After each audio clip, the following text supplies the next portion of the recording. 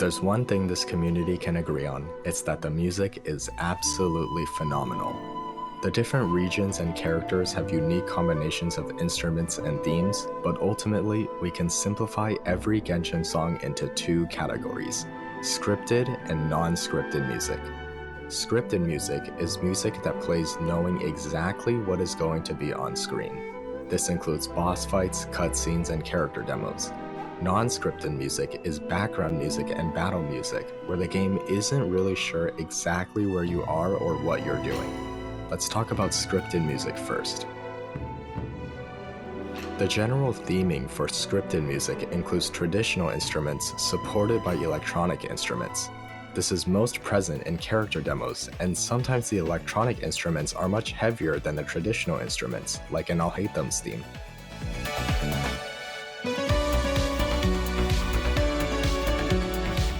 But in almost every character demo, you'll find a supporting electronic cast, usually in the bass.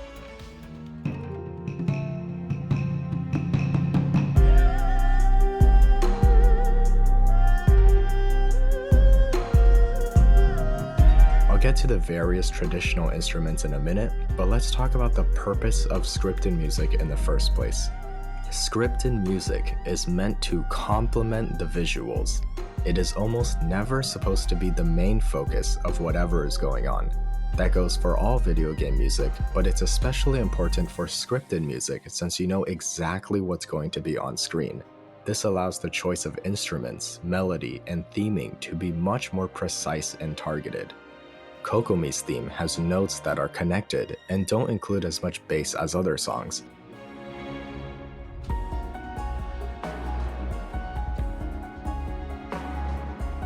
This is in stark contrast to Sara's theme, which includes a lot more heavy drums and a much louder and vibrant climax.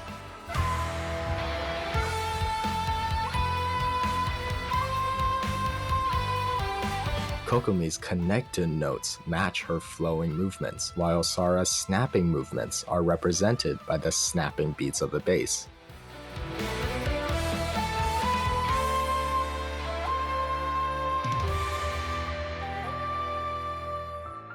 While these two are both part of the same region, they couldn't be more different.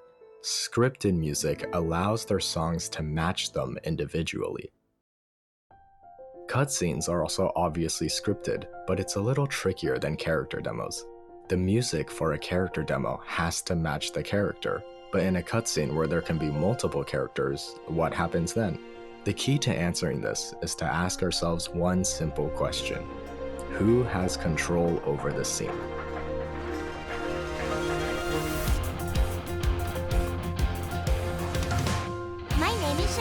Let's look at the scene when you first meet the Raiden Shogun. At this point, who has control? The music is frantic. There are two sides literally fighting over control of Toma's vision.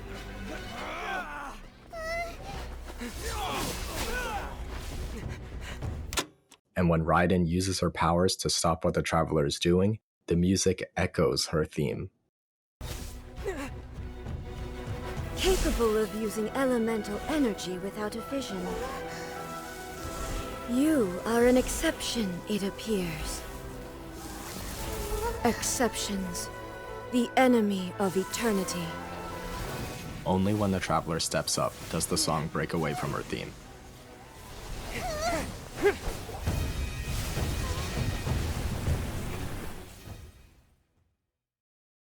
In Sinner's finale, the song only starts to pick up when Focalors starts dancing and increases in volume when it shows Furina dancing as well, solidifying her control over the scene.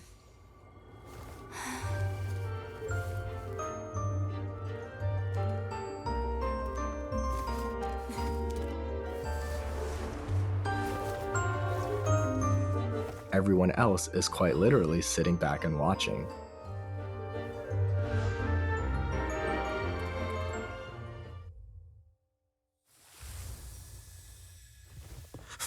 Even when Neuvillette is regaining his powers, the music again only picks up when the scene shifts back to Furina.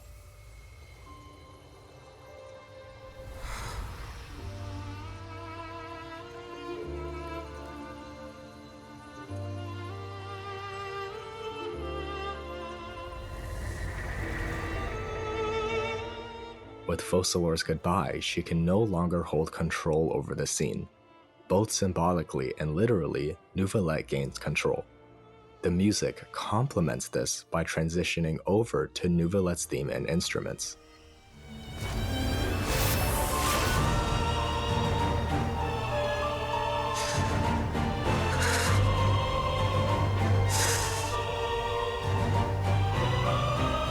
I, Ajax Neuvillette, hereby declare,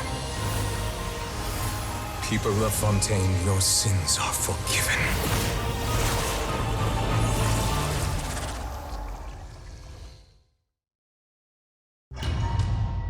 Let's look at the last category of scripted music. Boss music is different from normal battle music because the game knows exactly who, when, and where the fight takes place.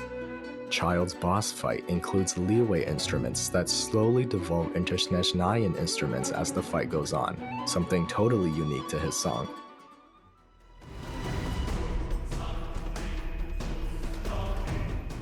The song also starts off with traditional instruments, but the second half also features some parts that have electronic instruments that take over the melody.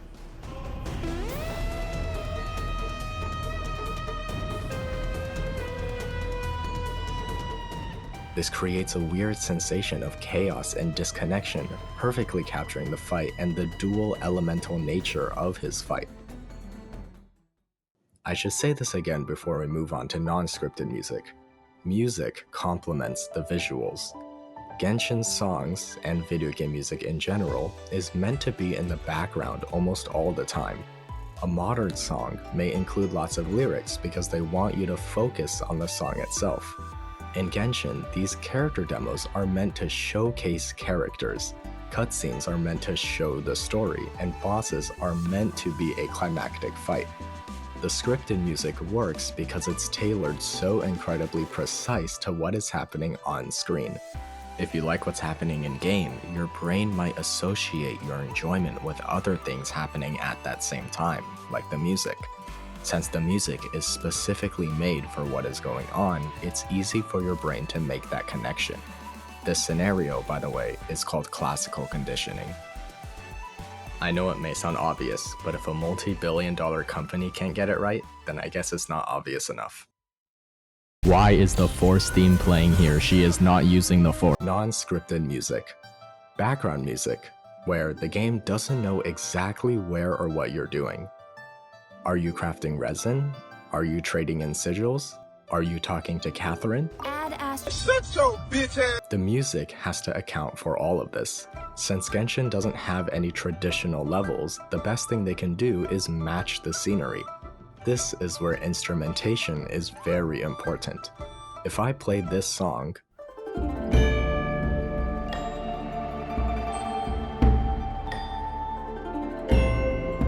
you might not know exactly where this song plays, but you probably have a good idea that it plays in Liyue. This isn't the Liyue theme, but these instruments are used only in Liyue, which increase immersion. It's important for background music to stay in the background while appearing very distinct from each other. The Aranara songs are very different from the Sumeru theme, but the instrumentation isn't random. They are connected by lore and plot. And it's no surprise that these instruments are also used in Nahida's theme, who in the Archon quest has been ignored by the people of Sumeru.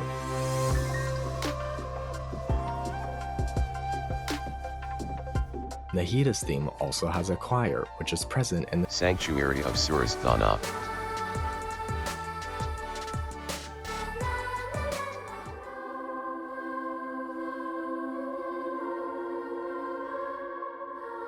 The two are connected heavily by lore.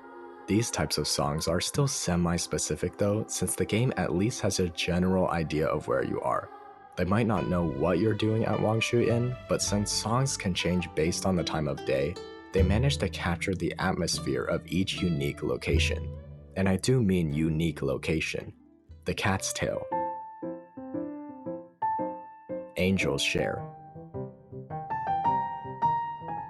the Northland Bank, all have their own unique soundtrack. This game has a lot of f***ing music, and with all this music, they can make each song more specific to what currently surrounds you. But it's the battle music where this variety becomes crucial. Even the best games can fall victim to one problem.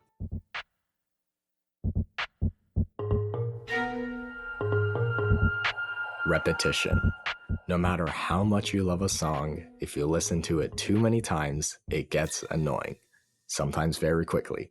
I covered this a little bit in my Sumeru video, but I would consider that a Sumeru problem rather than a Genshin problem, since the enemy density in other regions is perfectly fine. If you ask 1.0 players about their opinions of the Mondstadt and Liyue battle themes, I'm sure they'll say it's good, but there's a chance they've just personally gotten sick of them. Thankfully, Genshin has literally dozens of battle themes, not even counting bosses. Each region has multiple battle themes, sub-regions have multiple battle themes, domains have their own themes. I'm not saying the problem with repetition doesn't exist with Genshin, but the wide variety of distinctive, unique, and well-made songs counteract that issue a lot. Additionally, they're all pretty lengthy. You practically never hear a song repeat itself during combat, since they have an average length of around 4 minutes. The music in this game is good, and it fits perfectly for a multitude of reasons. If you still don't believe me, I have one simple challenge for you. Pick a random Genshin character and tell me if their theme fits them.